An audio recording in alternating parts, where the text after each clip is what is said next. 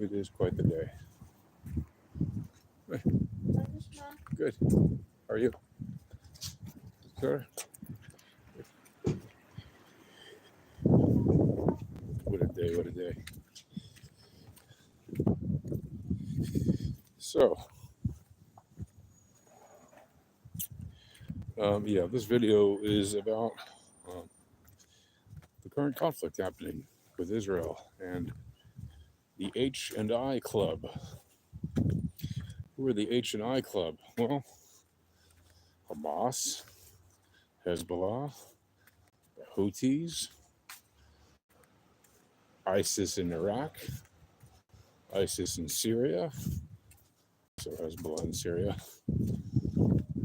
and Iran, the overall puppet master for those particular proxy groups I've just named, and of course the International Criminal Court, which has just demonstrated its absolutely disgusting anti-Semitic position by issuing warrants a few days ago for the arrest of Israel's prime minister and its former defense minister.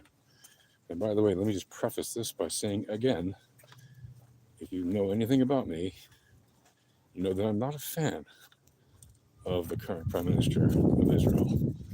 That doesn't mean that he should be arrested on war crimes charges. And why is that? Well, in order to be arrested on war crimes charges, there would actually have to be solid evidence that he's considered committing war crimes. And there isn't. Now I know people will say, what are you talking about? 40,000 people are dead in Gaza since October 8th, the day that Israel began responding. First of all, Israel didn't begin responding into Gaza on October 8th. Israel was still fighting the terrorists who attacked it on October 7th, who were still in Israel on October 8th, many of them. And it took about 2 or 3 days to get rid of them all, capture the ones that we could capture alive, and then begin planning the response, which took about a week to begin. Second of all, of the 40,000 people dead, roughly half are civilian and roughly half are terrorists in the estimation of the IDF. And you're going to say, well, but the Gazan Hamas Ministry of Health says they're all civilians. Yeah, you're going to believe a bunch of terrorists over the Israeli Defense Forces. Got it. That's your bias, and it's showing. Oh, but the news organizations agree to it. Oh, you mean the news organizations are embedded with Hamas, many of whom took part in the October 7th attacks and are directly responsible for terrorism. Yeah, those news organizations, like freelancers who literally work for AFP or AP or Reuters or CNN or BBC or any of those particular news groups that had freelancers literally embedded with Hamas during the attacks. You're going to take their word for it? Got it. Your bias is showing. Oh, but the 40,000 dead, the 20, even if it's 20,000 dead, it's too many. Yeah, listen, war is hell. War sucks.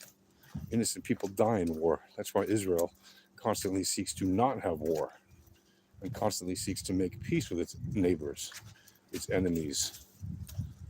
And its enemies are genocidal psychopaths who just seek to destroy Israel and kill every Jew.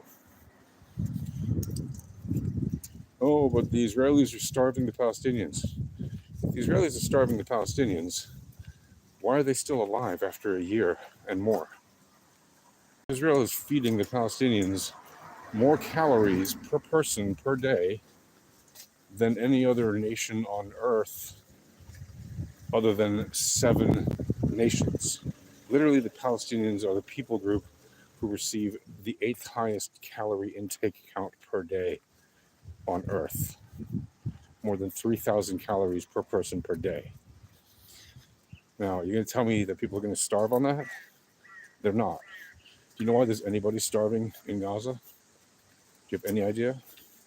It's because the Hamas is stealing their food, which is a war crime, stealing the aid, and then it illegally resells it on the market at a markup, which is another war crime because it's illegal to sell food aid, especially en masse, especially to the people who are supposed to receive it for free.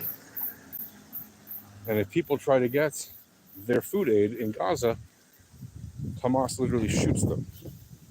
In fact, the majority of people who actually get food aid from anyone delivering it into Gaza are people getting it directly from the IDF or transportation that the IDF is protecting to the delivery points.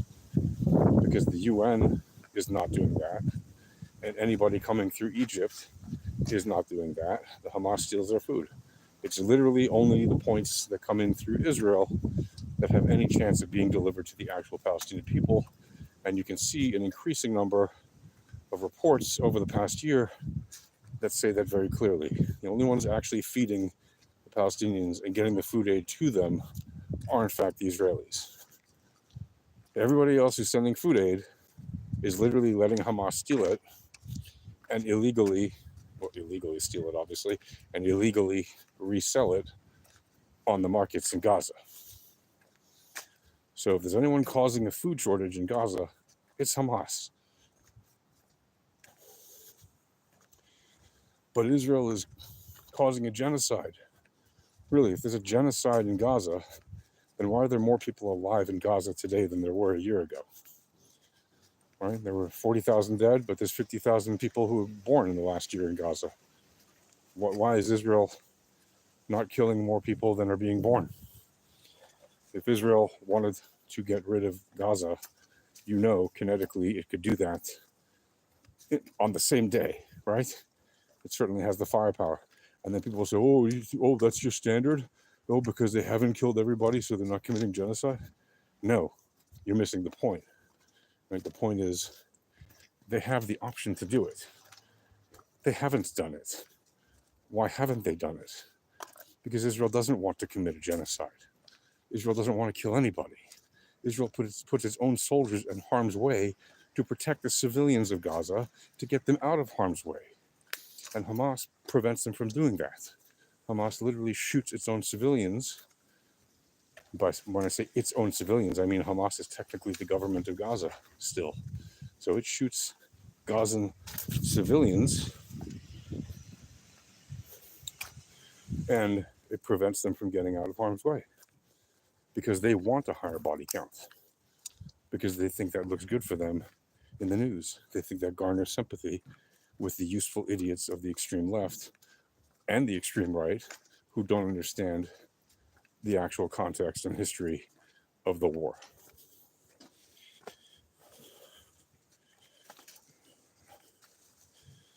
So, and the ICC is absolutely a joke.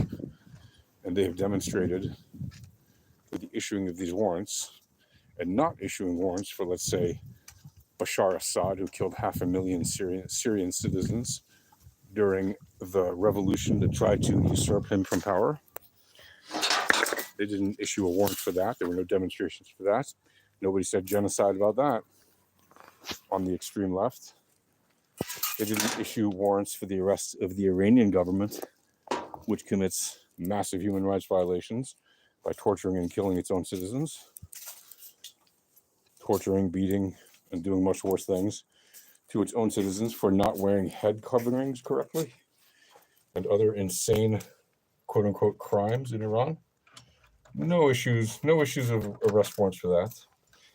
No protests about that. Nothing. No, but it's Israel that's committing the war crimes, right? Israel, the country that is literally calling its enemies and the civilians that are oppressed by those enemies, telling them, hey, we're going to bomb such and such a location in such and such time, get out of the way. What other army calls its enemies and does that? That's not a thing. People don't do that. But in Israel, they do.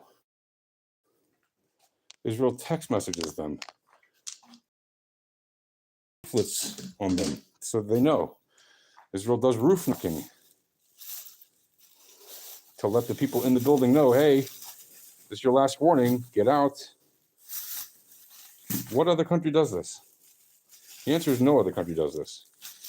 And yet Mr. Khan, who, never mind the fact that he's a Muslim, because not all Muslims are obviously bad or anything, but never mind that, but the fact is, he himself is subject to misconduct with one of his employees.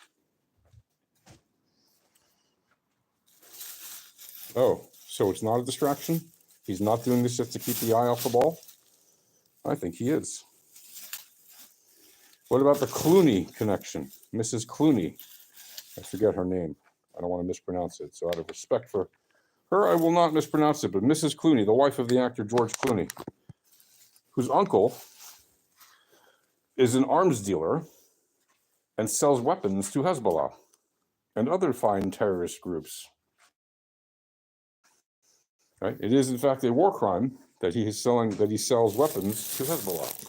But he does it anyway, and she gets all this fame and fortune because A, she's the wife of a famous actor, and B, because she works for some NGO as a human rights observer, lawyer, blah, blah, blah. Never mind the fact that she's contributing to the death and destruction of the people that she promised, that she supposedly helps. She's not helping anybody. She's not aiding anyone. So when people say, hey, Mrs. Clooney is helpful to the humanitarian causes, just because a bunch of people in Hollywood have given her some random awards at some random shows, celebrity prize-giving shows where they blow their own horns, so to speak, make her a very good person. Like I said, illegally sells weapons to terrorist groups. You gonna tell me that doesn't count for anything? You gonna tell me that makes him a good person? You tell me that makes her not associated? Oh, there's no guilt by association. Right, there is no guilt by association. So if there's no guilt by association, why do the people who hate Israel, and really, let's be honest, who hate Jews, guilt by association? Why do they guilt Israel by association? Why do they guilt Jews by association? Jews who have nothing to do with anything about the war. For example, in the United Arab Emirates, some terrorists, probably acting on behalf of Iran, maybe even Iranian agents, or as far as I'm concerned, terrorists, recently just murdered a rabbi from Chabad, a Jewish religious organization. That's why he's been murdered. He's been murdered because he's a Jew. That's guilt by association, right? Oh, but you can't do that when you talk about the Palestinians and the people that support them. And we're not talking about the Palestinians that are innocent. You can't do that about the Palestinian terrorists and others like them. Oh, no. The uncle of Mrs. Clooney, no connection to her, even though it's her uncle. Even though she has done things in her professional life that show her clear and obvious bias against Israel. But yeah, sure, keep telling yourself that there's only no guilt by association when it comes to people who are pro-Hamas and pro-Hezbollah and pro-PLO and pro-terrorist organizations and pro-Iran. Yeah, then there's no guilt by association. But when it comes to the Jews in Israel, oh, then you can guilt by association all you want, right?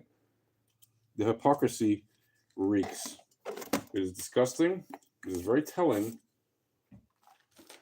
And if you want to know why Israel supports the protests against, or the voices against the International Criminal Court's warrants for the arrest of Prime Minister Netanyahu, even by people like me who don't necessarily support Netanyahu as the prime minister and would like to see him leave office and would like to see him face accountability for his mistakes leading up to the war, well, that's exactly one of the kinds of reasons. Do I have a blackout? No, I don't have a blackout right now.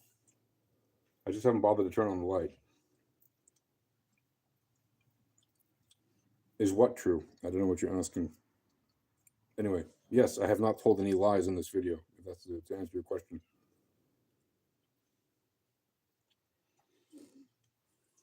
Anyway, I just figured I'd give you a quick update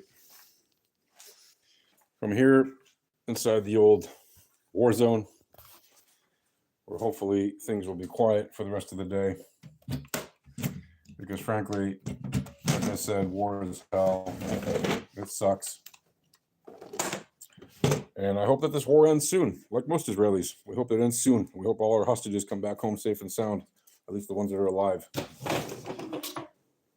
We hope it ends sooner rather than later, because Israelis at large do not want war. Right? Our enemies seek our destruction. We seek peace. That's why the expression goes, if Israel were to lay down its weapons, Israel, but Hamas. I'll talk to you guys later. Take care. Peace. Peace.